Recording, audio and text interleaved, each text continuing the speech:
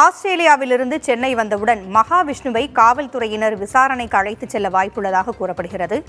கூடுதல் விவரங்களை வழங்க செய்தியாளர் ராஜ்குமார் இணைந்திருக்கிறார். ராஜ்குமார், மகாவிஷ்ணு ஆஸ்திரேலியாவிலிருந்து எத்தனை மணிக்கு சென்னை விமான நிலையத்தை வந்தடைய இருக்கிறார்? அங்கு காவல்துறையினர் குவிக்கப்பட்டிருக்கிறாங்களா?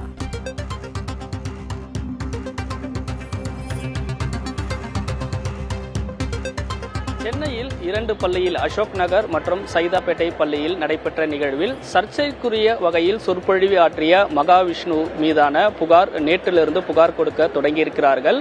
இந்த நிலையில் ஆஸ்திரேலியாவில் இருந்த மகாவிஷ்ணு இன்று நண்பகல் 1:15 மணிக்கு சென்னை விமான நிலையத்திற்கு வர இருக்கிறார். நேற்றே அதற்கான வீடியோவும் அவர் வெளியிட்டிருந்தார். குறிப்பாக இந்த சம்பவத்தில் சைதாப்பேட்டை மற்றும் திருவெற்றியூர் காவல் நிலையம் 2 காவல் நிலையத்தில் மாற்றுத்திறனாளிகள் சங்கம் சார்பாக அவர் மீது புகார் அளிக்கப்பட்டிருக்கிறது.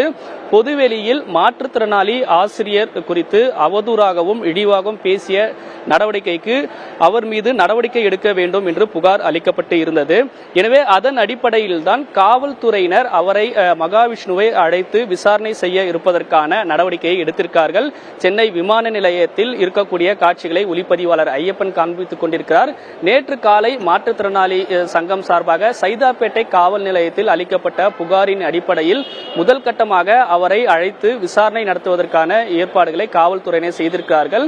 சைதாப்பேட்டையினுடைய உதவி ஆணையர் சீனிவாசன், சைதாப்பேட்டையினுடைய காவல் ஆய்வாளர் சேட்டு உள்ளிட்ட காவல்துறையினர் குழுவாக சென்னை விமான நிலையத்திற்கு வந்திருக்கிறார்கள். சரியாக ஒரு 1:30 மணி அளவில் விமான நிலையத்திலிருந்து மகாவிஷ்ணு வெளியே வருவதற்கான வாய்ப்புகள் இருக்கிறது. எனவே அவரை உடனடியாக விசாரணைக்கு அழைத்து செல்வதற்கான தகவலை காவல்துறையினர் தெரிவித்து அடையாறில் இருக்கக்கூடிய துணை ஆணையாளர் அலுவலகத்திற்கு விசாரணைக்காக அழைத்து செல்வதற்கான வாய்ப்புகள் இருப்பதாக காவல்துறையினர் தகவல் தெரிவித்திருக்கிறார்கள். அதன் அடிப்படையில் இந்த இடத்தில் வழக்கமாக இருக்கக்கூடிய காவல்துறையுடைய பாதுகாப்பை விட கூடுதலாக காவலர்கள் குவிக்கப்பட்டிருக்கார்கள். அது ஒரு புறம் இருக்க, விமான நிலையத்தில் மத்திய பாதுகாப்பு படை CISF காவலர்களும் கூடுதலாக பாதுகாப்பு பணியில் இருக்கிறார்கள். ஏனென்றால் விமான நிலையத்திற்கு உள்ளே சென்று தமிழக காவல்துறையினர் அவரை விசாரணைக்கு அழைத்து செல்ல முடியாது. விமான நிலையத்திலிருந்து வெளியே வந்த உடனே நுழைவாயிலே அவருக்கு தகவல் தெரிவிக்கப்பட்டு உடனடியாக இந்த காரணத்திற்காக தான் விசாரணைக்கு அழைத்து செல்ல இருக்கிறோம் என்று காவல்துறையினர் தகவல் தெரிவிக்க இருக்கிறார்கள்.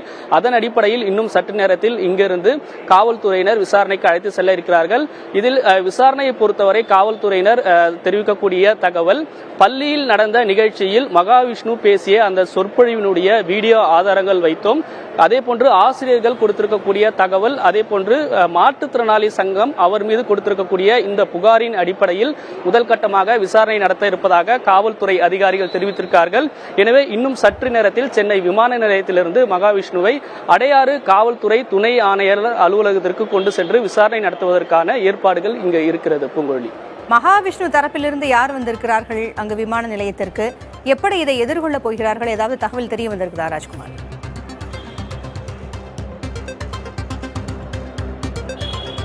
சென்னை விமான நிலையத்தை பொறுத்தவரை தற்போது இங்கு இருக்கக்கூடிய களசூழல், மகாவிஷ்ணு தரப்பிலிருந்து அவருடைய ஆதரவாளர்களோ அல்லது அவர் சார்ந்தோ யாரும் தற்போது இங்கு சென்னை விமான நிலையத்திற்கு வரவில்லை. அதே போன்று மகாவிஷ்ணு நேற்று வெளியிட்ட வீடியோவில், நான் எங்கும் ஓடி ஒளியவில்லை, தமிழக அரசுக்கு நடந்த நிகழ்ச்சிகள் குறித்து நேரடியாக விளக்கம் அளிக்க இருப்பதாக நேற்று அவர் வீடியோவில் தெரிவித்திருந்தார். அதே போலதான் ஆஸ்திரேலியாவிலிருந்து இன்று நண்பகல் நேரத்தில் சென்னை விமான நிலையத்திற்கு வர இருப்பதாகவும் அவர் தகவல் தெரிவித்திருக்கிறார். எனவே இங்கு விமான நிலையத்தை பொறுத்தவரை அவர் தரப்பிலிருந்து யாரும் வரவில்லை. அதே போன்று அடையாறு காவல்துறை துணை ஆணையர் அலுவலகத்துக்கு வருவதற்கான வாய்ப்புகள் இருக்கலாம் என்று சொல்லப்படுகிறது. ஆனாலும் இருந்தாலும் அதிகாரப்பூர்வமாக அது தொடர்பான எந்தவிதமான தகவலும் இல்லை. காவல்துறை தரப்பிலிருந்து முழு நடவடிக்கை இதில் எடுப்பதற்கான வேலைகளை காவல்துறையினர் செய்திருக்கிறார்கள். சென்னை விமான நிலையத்திற்கு வந்ததுக்கு பிறகு இங்கிருந்து அடையாறு காவல்துறை துணை ஆணையாளர் அலுவலகத்திற்கு கொண்டு சென்று அவர் மீது கொடுக்கப்பட்டிருக்கக்கூடிய அந்த புகாரின் அடிப்படையில் காவல்துறை எடுக்க இருக்கக்கூடிய நடவடிக்கைகள் குறித்து பேச இருப்பதாக தெரிவித்திருக்கிறார்கள். அது மட்டும் இல்லாமல் இதில் 2 நடவடிக்கை அரசு செய்வதற்கான வாய்ப்புகள் இருப்பதாக சொல்லப்படுகிறது. பள்ளி கல்வித்துறை சார்பாக தனியாக அவர் மீது புகார் அளிக்கப்பட்டு அது ஒரு விசாரணையும், மாற்றுத்திறனாளி சங்கம் அவர்கள் அளித்திருக்கக்கூடிய அந்த புகாரின் அடிப்படையில் விசாரணை செய்வதற்கான வாய்ப்புகள் இருப்பதாகவும் காவல்துறையினுடைய அதிகாரிகள் தரப்பிலிருந்து தெரிவிக்கிறாங்க. பூங்கொழி, ராஜ்குமார் இணைப்பில் இருங்க, தொடர்ந்து பேசலாம். மகாவிஷ்ணு மீது பல்வேறு இடங்களில் புகார் அளிக்கப்பட்டிருக்கிறது. இது குறித்த கூடுதல் விவரங்களை வழங்க செய்தியாளர் ஆனந்தன் இணைந்திருக்கிறார். ஆனந்தன், மகாவிஷ்ணு மீது எங்கெல்லாம் புகார் அளிக்கப்பட்டிருக்கிறது?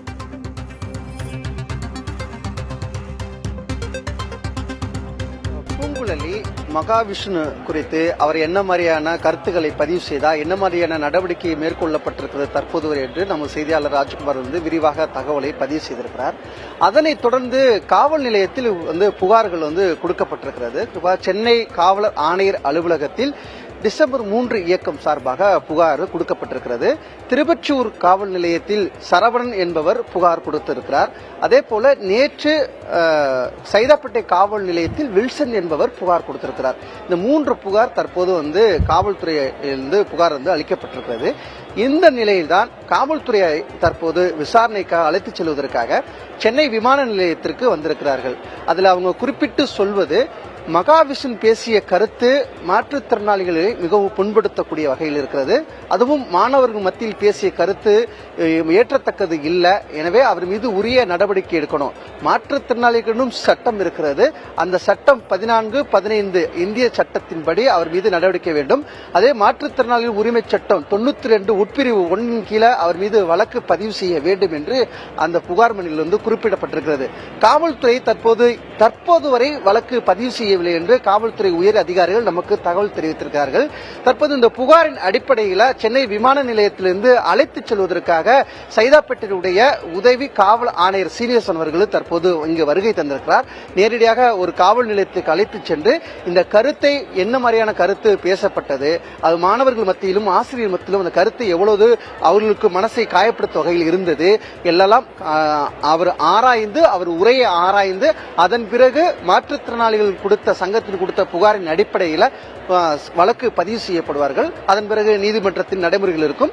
தற்போது நீங்கள் பார்ப்பது சென்னை விமான நிலையத்தில் மகாவிஷ்ணு அவர்கள் வெளிநாட்டிலிருந்து இன்னும் சற்று நேரத்தில் இங்கு வர இருக்கிறார்.